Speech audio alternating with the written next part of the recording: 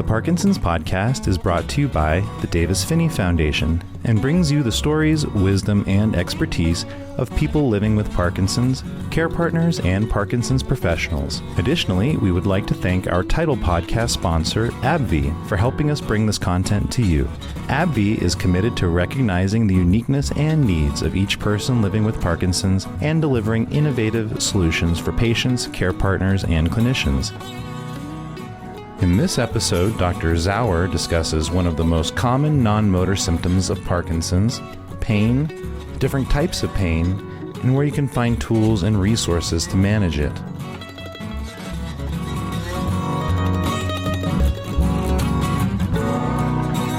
Hello and welcome everybody. My name is Melanie Dizon. I'm the Director of Education and Content for the Davis-Phinney Foundation, and I am here today with Apurva Zawar. How are you doing? Good. It's great to be here. Yeah. And so what is the name of your business? Beyond Rehab. Beyond Rehab. Okay, awesome. So we'll share people with share the link with people for that. I'd love for you, first of all, you reached out to me about the work that you were doing, and then we talked, and then I said, I think we should probably do an interview and we can share it with our community. So here we are talking about your work. So can you tell us what is Beyond Rehab, and then how did you get into this work in general, and more specifically working with people with Parkinson's? Yeah. So Beyond Rehab is a digital neuro and wellness clinic. It's designed primarily to address the unmet needs in the rehabilitation world. So helping individuals learn about their condition through a bigger lens, right from education, coaching, training, and looking into engagement in the community. So I work in delivering comprehensive programs for helping people with Parkinson's manage their condition in different stages. So I do offer early Parkinson's program, helping individuals learn about the science behind exercise, how can they challenge themselves, and how can they keep growing, keep progressing while slowing down the progression of disease. Similarly, the late in the Parkinson's disease care, there are different presentations like freezing, dystonia. So looking into the broader picture, how exercise, how rehabilitation can play an effective role in managing their condition along with medication. So designing a multidisciplinary integrative program while working closely with their providers and also giving them the right tools and resources to help them navigate their condition. I'm very passionate about spreading the pain education to the community. So I always work on finding new ways how to deliver the pain education, how to translate the research into clinical practice, and help individuals integrate in their daily routine so they can better cope with pain more actively and manage it with decreased reliance on medication. So that's like my big work and focus on. So that's how I work. And I'm very interested, very keen on supporting, empowering the Parkinson's community, giving them the right tools and helping them build the confidence in managing their condition. Yeah. So why the Parkinson's community? How did you get involved with them? So right from my bachelor's, I've been very passionate, very interested in seeing how the Parkinson's condition can be well managed with rehabilitation.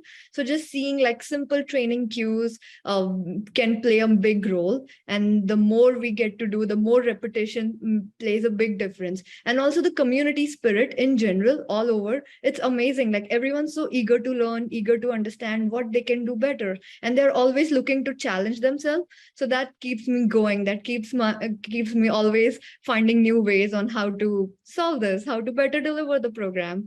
So that's how I started getting involved in PD world. Okay, great. So pain is a really big issue for a lot of people in our community, and I would love to talk a little bit about what are especially for care partners and other people who, love people who are living with Parkinson's, what kind of pain are they experiencing? Like what's going on? What's causing the pain? And then what is it like all over body pain? Does it feel like muscle pain? Like what's happening? So pain is one of the most common non-motor symptoms, and it typically varies. The presentation varies across the disease course.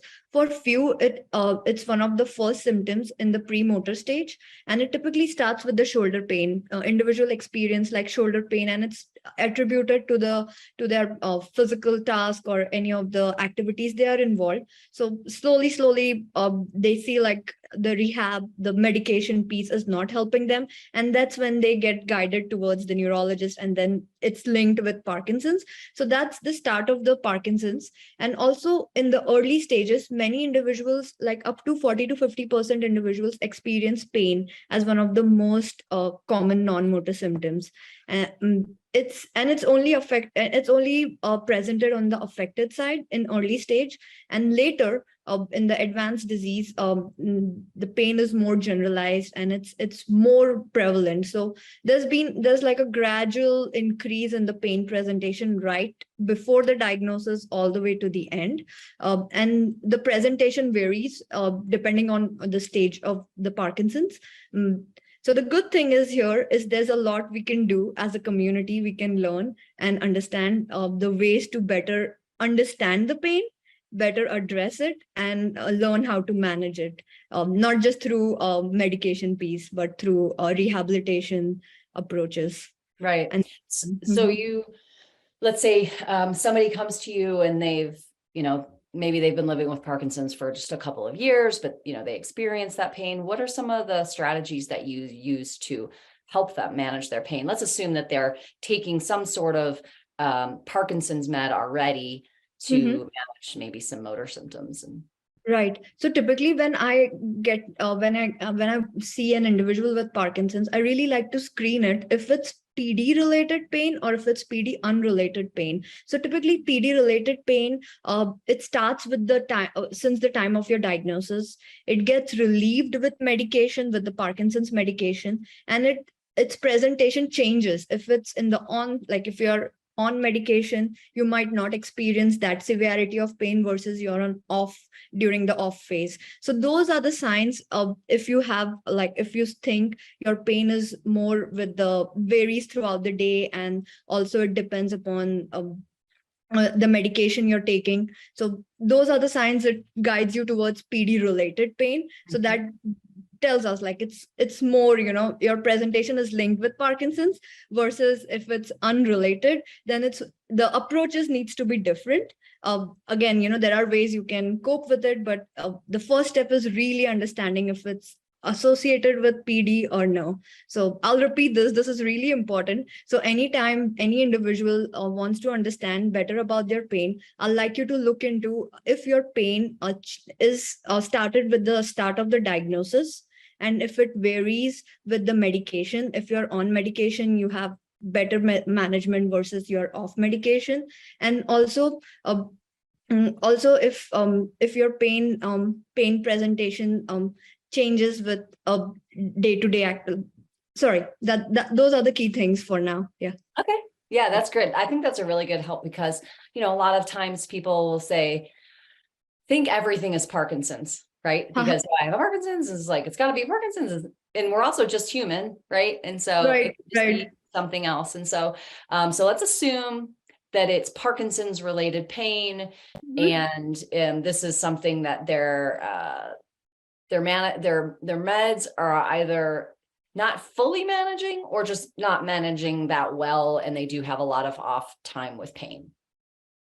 Right. So as soon as it's screened out that it's more associated with PD, then we need to look into what are the types of pain, right? Pain as a whole doesn't tell us much. So understanding if it's more musculoskeletal or dystonia related pain, if you see your pain is mainly because of the postural changes, postural abnormalities, or because of the changes in the joints, more of the arthritic changes, that's when it's more musculoskeletal. If you see your pain is more hindered because of the overactivity of the muscle, like dystonia related pain in the morning, that affects your pain presentation. So those are the two big domain, which you can classify it as more as nociceptive. It's just a term. If it relates to you, great. If not, it's just addressing it where it's coming from. The second, also looking into if you have pain related to the nerve injury, nerve irritation. It's more of neuropathic pain. So if you see your pain is across the course of the nerve, like back of your leg, on your arms, it's tingling, burning, and it changes with the change in the body posture, but it's more throughout the course, through the length of the nerve. So it's more neuropathic pain. The last one is the central pain. It's very diffused. If you see your pain, just changes, like the pain presentation changes from hip to shoulder, shoulder to knee, and it just varies. It's diffuse.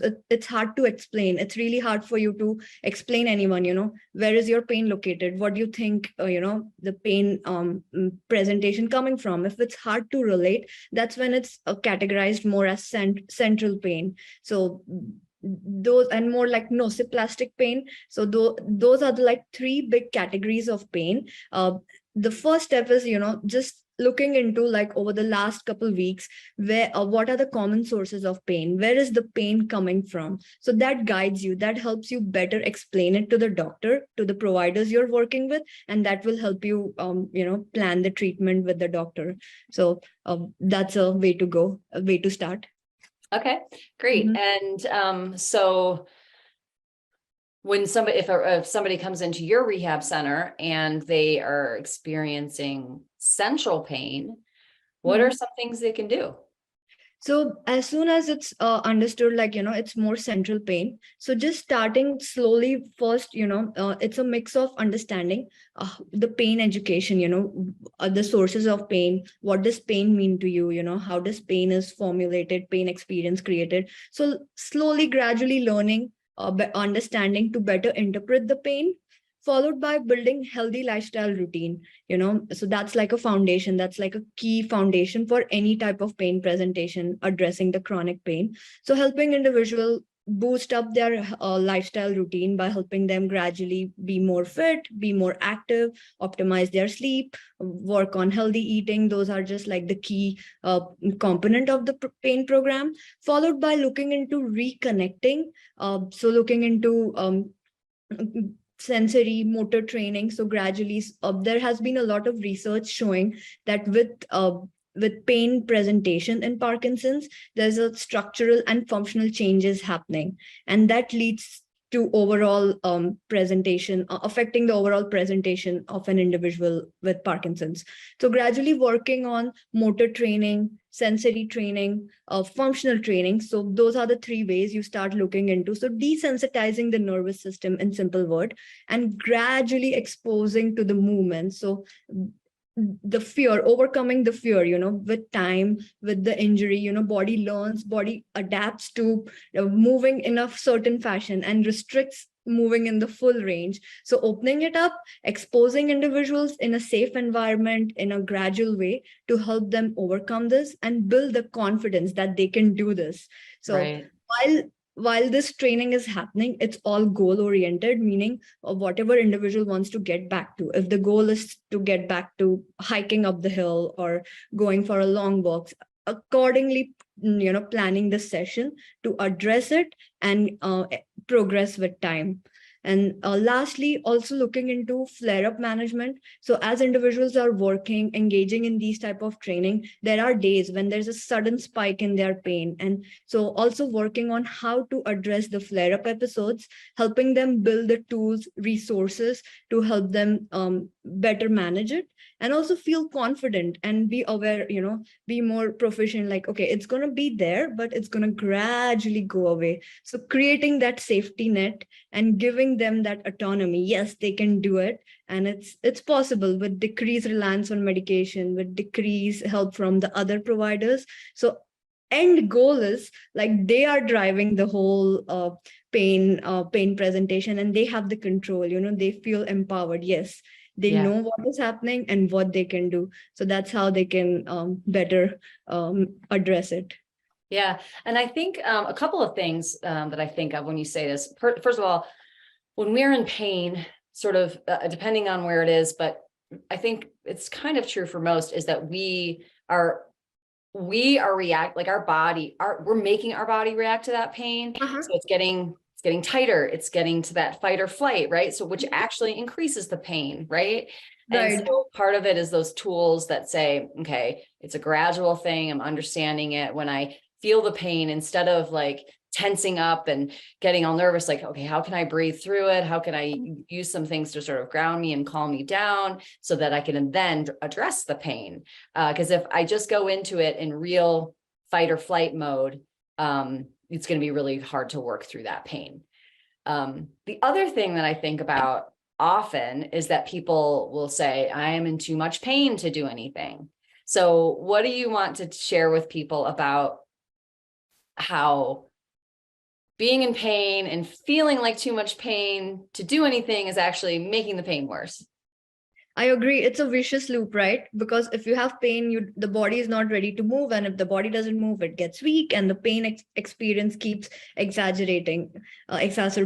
So this is a very common presentation where individuals feel themselves limited or be and limited and unable to take part of anything. So if anyone knows, like, based on the individual experience, based on the community experience, I have worked and delivered the pain program over a course of last 1 year, and I've seen a significant transformation from individual starting where they are unable to do anything or not ready to able to do much of movement, and gradually returning back to the more community activities, like, as simple as going back to their community Parkinson's classes. So that's a big change happening over the course of time.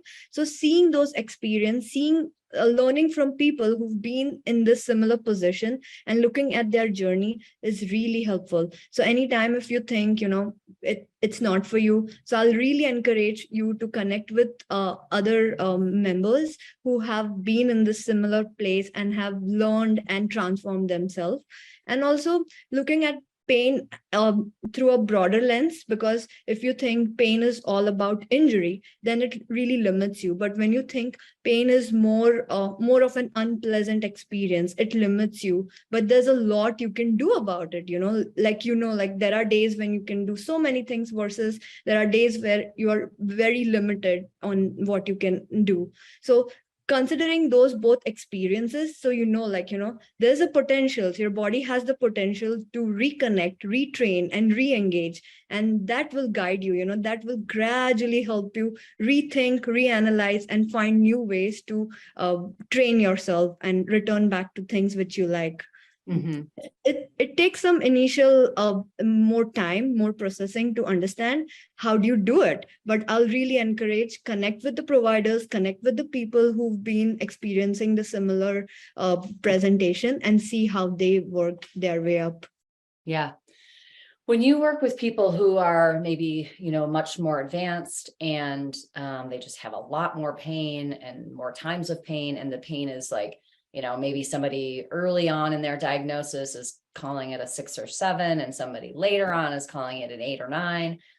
What are some things that you can do, different than what we've talked about for those earlier stages that might surprise people and say like, oh, this could actually really help you? Like, for example, I know that hydration can actually impact pain, right? And right, for somebody who's later on in their diagnosis, who might be more reluctant to do this whole program, they're just, oh gosh, I just want to not feel so bad all the time. Something as simple as hydration can make a big difference. What are some little things that other people, people can do? Definitely, boosting your healthy lifestyle routine is really essential. So anytime if you see you have more ways to optimize your sleep, optimize your fitness routine, keep that progress going. That will create a good environment for body to rest, re-engage, and give you more ability to efficiently do it. Secondly, looking into autonomic toning, looking into relaxing the nervous system, finding ways what helps you, get into a regular routine or feel more calm with gentle exercise, whatever it means, doing Tai Chi, doing rhythmic movements, using music for just moving, whatever works for you, exploring movements and finding how do you make it more fun, how do you bring the joy when you're moving. So that's a good way to start and find, based on the interest, based on your resources and support around you, exploring it will be helpful. Yeah. And what about things like maybe a warm bath or a hot tub or a sauna to like before you're going to do something, not so much that you're like too juicy and like you're like you're going to be in trouble for moving, but like to help you kind of warm up into that feeling so that you could go, work out and stretch and move your body a little bit. Right. It depends from person to person. With pain, at times individuals are really sensitive to temperature, any fluctuating temperature. So, but if you think like if the individual has a good experience with hot water, just keep that routine going. If you think, that just relaxes the nervous system, makes you feel more calm, that's a good way to do it, good exercise to do. Yeah. When you work with people, are you typically working with them one-on-one? Are you doing it in groups? And, you've got this program that you've spoken about it, but you've taught it. How long is the program and how long does it typically take for people to start to feel different? So the program is 4 weeks long, and it's done in a setting like both individual and group setting. So initially individual meets one-on-one with the therapist, followed by regular check-ins and at the end of the plan. And during the 4 weeks, it's a very comprehensive, very immersive group program. So individuals meet in a group of 6 to 8 individuals. We all work together, we learn, practice, and seek each other's input. What are the new ways they can incorporate it? So the community support makes it really fascinating for individual to learn and adapt to the new training and repeat it. Like repetition is the key. So as you are learning, repeating and engaging, so with the help of this 4 weeks, 8 session, gradual repetition in a group setting makes a big difference. And also one-on-one attention to address your underlying deficits, underlying challenges will blends well. And at the end of the program, individual feels really confident towards the end of 4 weeks to get going, to start gradually, confidently managing and actively coping their pain with decreased reliance, with decreased episodes of the fear moment or the danger moment. Oh, it's coming. Even if you experience it, you feel like, okay, it's there, what to do, A, B, C. So that's like the big win I see in individuals. And it's great to see how our brain can rewire with time, with right training and in the right environment. So that's the beauty of the mind body training and help individuals succeed. Right. And is this all online or is it all in person? It's all online. Okay. All digital. And so really what it sounds like is while it is this 4-week sort of program, you're just equipping people with tools that they're going to get it. And then it's not like, oh, it's over. No, you practice these tools then throughout your time. And I mean, it's beneficial for people without Parkinson's, right? Like we all are going to experience pain as we age, right? So this is just like, here's your kind of bag of tools. And now you have a variety of different things to pull out depending upon, how you're feeling in a given situation. I agree. And the only key benefit of this program is designed for people with Parkinson's, because as we know, like in Parkinson's, the pain processing is changed. So see, like, how do you, make sure like the pain training is like appropriate for people with Parkinson's. So, and the people who are also part of this are having the similar presentation. So it's a good peer support around you, along with one-on-one coaching and training. Yeah. And do a lot of care partners join their person with Parkinson's, so, on the screen to learn and find out what they're doing so they can support them? Yeah, it's open to care partners. So whoever is willing to attend, they are welcome to be a part of it. Oh, that's great. I love it. Well, I'll definitely share some information about that. Well, I appreciate it. I think pain is a really big deal. And I know a lot of people are looking for more ways to manage it. They already have so much to manage. This is just one more thing. So the more tools, they have in their toolbox, the better. So, right. The only thing, is there anything I didn't ask you about pain that I should have asked you? No, this was good start. And the only thing I want to tell the community is look at it as a tools and resources which stays with you forever. It's not like, you have to go and get your refill done every quarter, every month. So it's a tool building, skill sets with you forever. So that's the best way to address it and feel that power. You can do it. Yeah. Well, thank you so much, Apurva. I really appreciate it. And I hope that you're going to get to, join some of our Healthy Parkinson's communities and get involved with them and share some of your information in person with people. That'd be really great. Yeah, I look forward to it. Thank you so much.